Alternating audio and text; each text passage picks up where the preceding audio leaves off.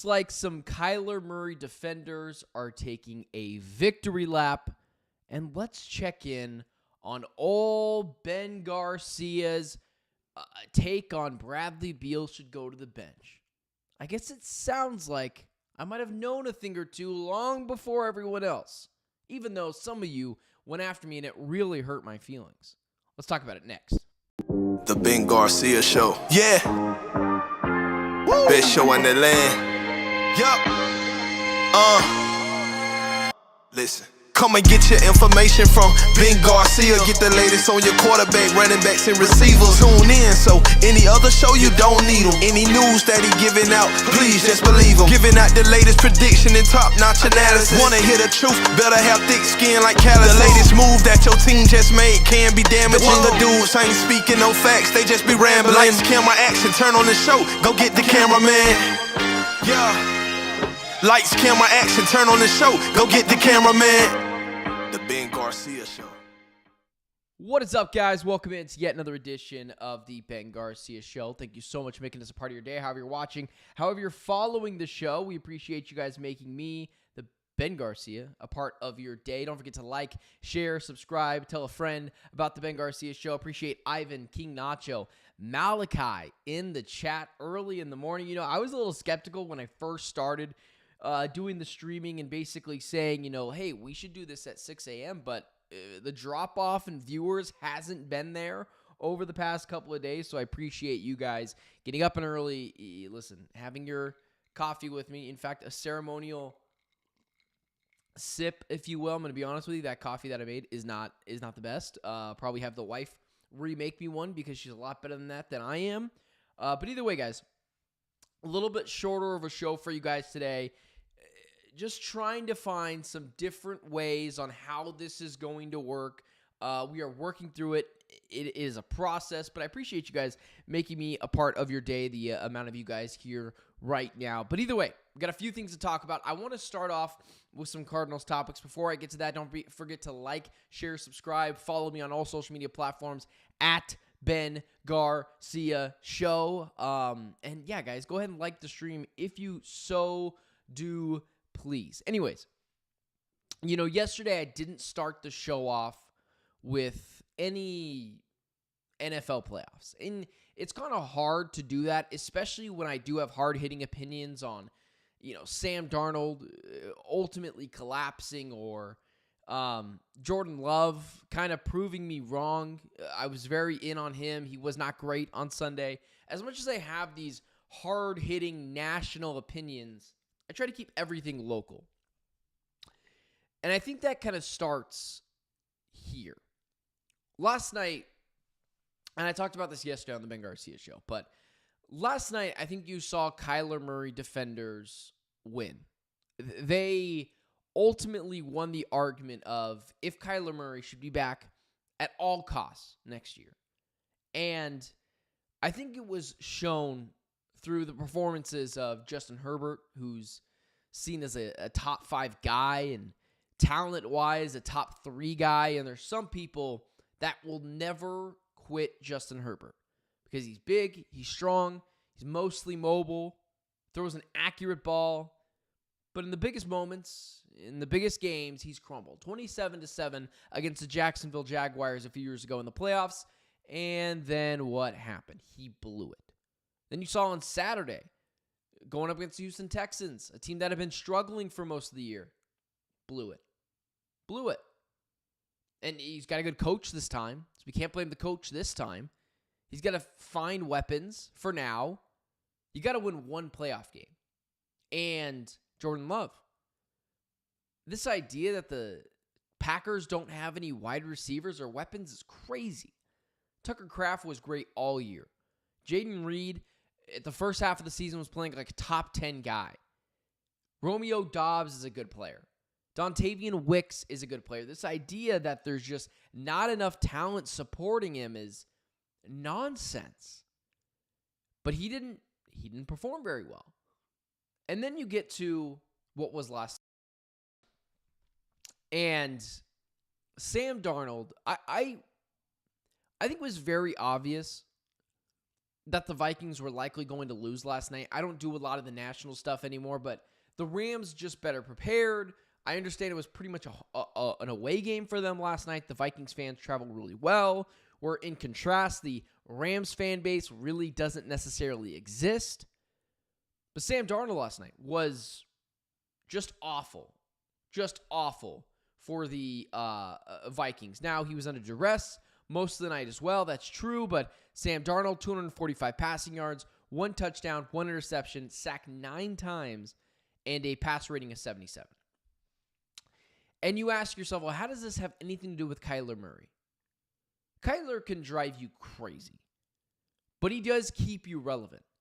And last night, I think showed, or I guess I should say, on Monday Night Football, it really showed and reared its head why Kyler Murray defenders were always right, including me, that he is, without a doubt, the best option for this Cardinals team next year. There are people out there that want him gone, and not necessarily to say I disagree with you in some of these issues with Kyler, where he's got issues pushing the ball downfield at times. At least we saw that this year. There's a lot of dink and dunk, and in the biggest moments, in the biggest games, he did crumble. But you look at Kyler's competition, and we know we went over this yesterday. He's not a top 6 guy. He can't be that guy. If he were to do that, he would have already done that. Because we saw what Jaden Daniels did. Don't say it's his weapons. Dwami Brown was Jaden Daniels' best receiver on Sunday. And he went into on a road playoff game and beat the Buccaneers, a team that has won the division back-to-back years. Kyler, in the biggest moments, in the biggest games, has crumbled. But this is why the Kyler Murray defenders won last night. This is why everyone that defended Kyler Murray after Monday Night Football proved their point on why they were right about Kyler Murray and why he has to be the starting quarterback next year for this Cardinals team. The argument has always been, okay, that's fine. Who are you going to? And then there was the argument of, well, Sam Darnold could be on the free agency block. Draft a guy. All that is fine and good, but this draft is not good for quarterbacks. And Sam Darnold, in the biggest moments, in the biggest games, crumbled in back-to-back weeks. So you have the same issues with Kyler Murray that you would with Sam Darnold. And you look around the league, Kyler Murray is not a top 5 guy. But there's a reason why they call it top 5. Because there's only about 5 guys that can do what those elite echelon level of quarterbacks can do. Kyler is not there. But you want to point to Justin Herbert, but just call it what it is. You like him better than Kyler because he's taller. Because outside of that, there is no argument, especially in the playoffs, that he's a better quarterback consistently in big games than Kyler. Jordan Love has 1 playoff win against the Cowboys. In that Niners game last year, made some big plays, but didn't look amazing against the 49ers. And same thing goes for not just Jordan Love, but Justin Herbert and last night Sam Darnold. So I don't think it's fair at all to go after Kyler and his ability to be a viable starting quarterback in the NFL. You know, this is a really good point, and I want to make a point to continue to read these super chats live on the air. But Ivan Pereira says this: going price for a mid-tier quarterback is about $50 million now. That is true if you're not Baker Mayfield, and it's a good point. It's a good point because the point of that is very. That's another point that I want to make with this. Kyler Murray is a $45 million man. Herbert makes more than him. Trevor Lawrence makes more than him. Jordan Love makes more than him. And this idea that he has to be elite because he is a top 10 paid quarterback in the NFL, 10 being he's number 10. Like, there are other quarterbacks in this league that will drive you more insane for more money. Justin Herbert, Jordan Love, Sam Darnold, who will get the bag this offseason. All of those guys all fit the mold better than Kyler Murray does. And it's why Kyler Murray defenders post Monday Night Football won the argument of Kyler Murray has to come back next year. He really doesn't make that much money. And we have seen that with some of these mid-tier quarterbacks, you do have the ability to win more games or be better. You just have to load up the roster. Now, there's definitely a shelf life for Kyler. Once you have to pay him again, we'll have the conversation of if that's worth it. But you're still 4 years down the line from that being the case. Build up the roster, put everything you can around him, because that is the only way Kyler is going to win a Super Bowl. He can't carry you. But here's the thing, neither can Herbert to this point, neither can Jordan Love, neither can Sam Darnold. All guys going into last night we thought were better than Kyler Murray, or at least lately have been better than Kyler Murray. So this idea that that's not the case is crazy. It's crazy. You know, appreciate some of you guys in the chat right now also throwing out some of these names, and Brock Purdy, Aaron Rodgers, Kirk Cousins, all in that pay level as well. I'm not saying Kyler's going to carry you to a championship, but last night showed you he's the best option. My argument has always been, okay, you don't like Kyler, who do you want? Brock Purdy, without all of his weapons, wasn't great this year. Jimmy Garoppolo's a backup. He made the Super Bowl. There is absolutely no argument anymore after Monday Night Football. Kyler Murray is the guy for this team. That might drive you insane. That might lead you to believe this team has no chance of winning a Super Bowl, and that might be the case. But the best place for the Arizona Cardinals to be next year is Kyler Murray. And Sam Darnold proved that. Jordan Love proved that. Justin Herbert proved that. And it seems like a decent amount of people are starting to agree with me, even though it's frustrating. I get it. It's frustrating because Kyler can drive you a little crazy. I get that. But it's just ultimately what the telltale sign of it is. So I thought Kyler Murray had a very good night last night. Another guy who I think has had a pretty good last couple of days, King Nacho's favorite guy in the chat, putting in something very funny of also the going price for a six-man level NBA talent these days, sadly. That's pretty funny. I've grown to really like King Nacho in the chat. Good dude. Let's go here. I am ready to take a victory lap on the Bradley Beal to the bench thing.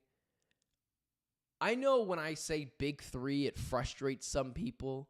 I'm more speaking to Nacho in the chat, but just an easier way to say KD, Booker, and Bradley Beal because everyone knows who I'm talking about. But I think it more so goes to this level. I had mentioned almost a year ago, Bradley Beal's role is Malik Monk. Come off the bench, get buckets. That's all we need Bradley Beal to do. This idea that he needs to be a playmaking, defensive stud, all these things is crazy. That's not how he fits. And Bradley Beal doesn't fit on this team. It's too much redundancy. Or I guess I should say he doesn't fit in the starting lineup.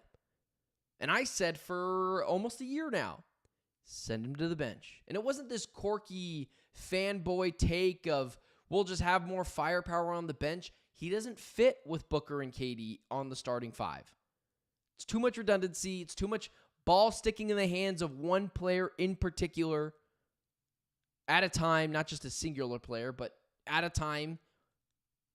Beal just works better. And what have we seen over the last couple of games? 3 for 4? 3 for 4 in the last few wins? And it leads me to think this, and here are kind of some of Beal's stats during this time. I'll have to remove the logo for you guys so you can read the whole thing, but Bradley Beal to the bench, the second unit has skyrocketed from 24th in scoring to 3rd in scoring. That making a lot of sense because now you don't have to worry about him getting buckets. This idea in the starting lineup that this team needed to score more points was never the case.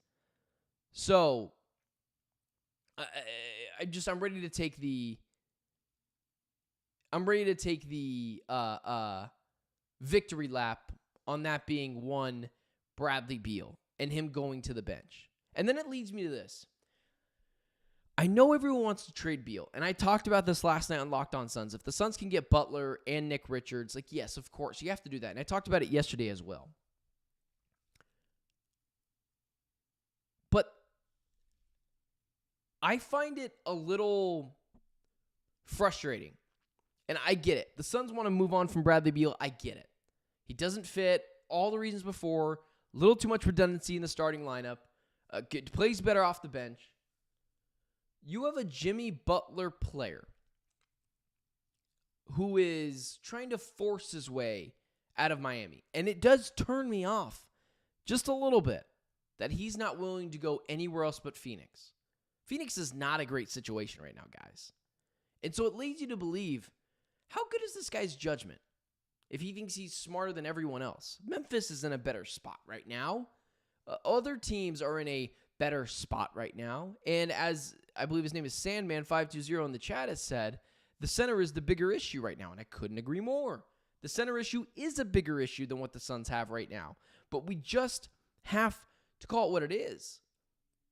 Butler has been a little bit of a prima donna, and the Phoenix Suns are trying to reward that by bringing him to Phoenix. Like that has worked out well the past few times with superstars trying to come to Phoenix.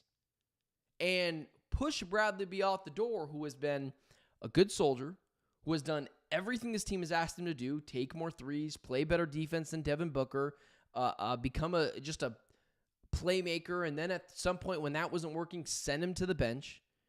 He's done all of that. He might not like it, but he's done it all. Jimmy Butler is making subliminal messages to the Heat's general manager, Pat Riley, at his coffee shop.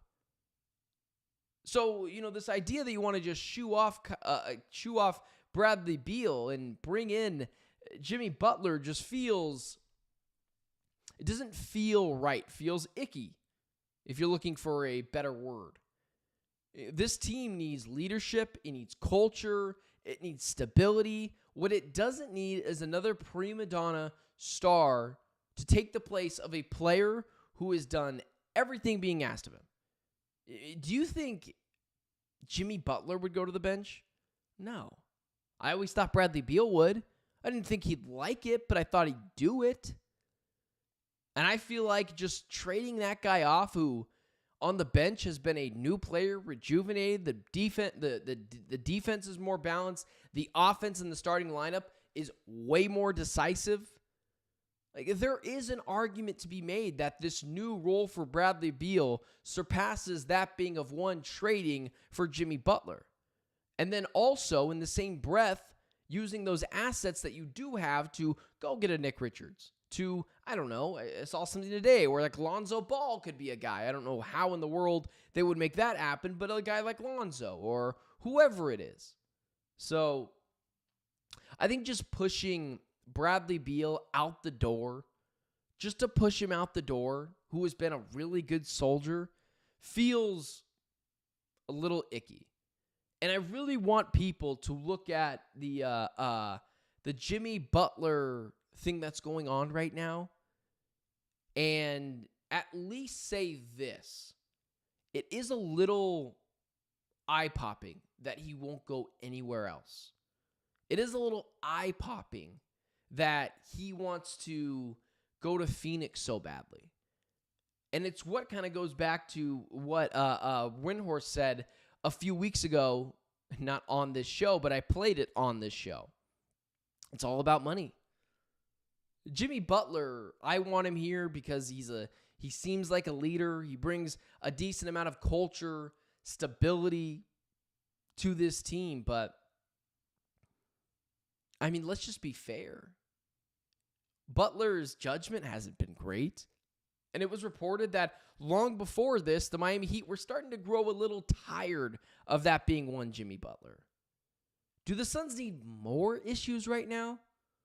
Or do they want to stick it out with the guy who's been the good soldier, who's went to the bench, has lifted the Phoenix Suns scoring off the bench at 24th in scoring at 30.5 per game to now third in the league, at 45 points a game, it's just hard for me to push that guy out the door when you see what Beal has done. So it's just hard. The Suns still trade for Butler. I get it. But it does come with some warning signs. And that's a good place to kind of go with this is trading for a bunch of different players doesn't ultimately mean success for this team. Listen, I like Butler, and I like what he brings to the Heat and leadership and culture. But, I mean, let's just call it what it is, guys. It's been a bit of a distraction. And Brad Beal has been anything but. You know, there's one way to go about these issues, which you're not happy with your role, you're not happy with whatever it is going on in your team. There's two ways to go about this. You can go the Jimmy Butler route and make things all about you, which he wants his money. I can't blame the guy that much. Subliminally send messages to the general manager at your coffee shop. You have just all these issues, right? And then there's the Yusuf Nurkic way, where he's complaining because, and I was a Nurkic defender at the start of the year because I believe he wasn't all the issues for the Phoenix Suns team. I think ultimately the big three is why the Suns team hasn't been as good as they should have been, is because they have not been great outside of Kevin Durant for most of the year. But you have the Yusuf Nurkic role where he's upset because the head coach didn't talk to him and coddle his feelings before benching him. Sorry, lost that word for a second, but benching him. Really, dude? You need to have a conversation with... Here's the conversation between Bud and Yusuf Nurkic. You're not very good. Sit your ass on the bench. That's the only thing that goes for Yusuf Nurkic. Allegedly, they didn't have a conversation with Beal, and Beal's at least paid like a star. Needs to be coddled a little bit, talked to a little bit when it comes to his role on this team. He said, I wasn't talked to. Said he's not going to be a distraction. Said he's not going to be a bleep hole. That's the way to go about it. It's not the Nurkic way. It's not the Jimmy Butler way. It's not the, even though I fit the needs of your team, Jimmy Butler to the Phoenix Suns style, do I become a distraction? Beal hasn't done that. And it does beg the question, are you just better off standing pat? And I don't think you're necessarily wrong if you think that's the case, and allocating your very, and I want to say that again, very limited resources to something else. So that's where I would stand on the Bradley Beal, Jimmy Butler phenomenon. Anyways, guys, a little bit of a quicker show today. Just a lot of things going on right now. I got to meet with someone else earlier today, so a little bit shorter of a show. I am having some debating on the scheduling of this show. We're not moving from 6 a.m., at least as of right now, but the debate of how many days a week I do this. You know, I still have a day job, and then, of course, I do Locked On Suns at the night, so you guys can assume just how busy I am, but appreciate you guys coming on. Looks like 9 of you watching right now. Don't forget to like, share, subscribe. I'll keep you guys updated on latest updates with this show. Follow me on all social media platforms at Ben Garcia Show. The numbers keep going up, so who knows? Maybe someday I just do this full time. But I appreciate you guys. Thank you so much for making me a part of your day. Grind never stops. Grind never stops. You guys have a great day. And Malachi in the chat being way too kind. Ivan as well. King Nacho, Sandman as well. All you guys in the chat, loyal listeners, loyal viewers. Appreciate you guys making me a part of your day. See you guys tomorrow, 6 a.m., bright and early. Just bright and early, like we normally will be. But either way, guys, I'll see you guys tomorrow, 6 a.m. That will be Wednesday. Have a good day at work. Drink your coffee. Be nice to each other.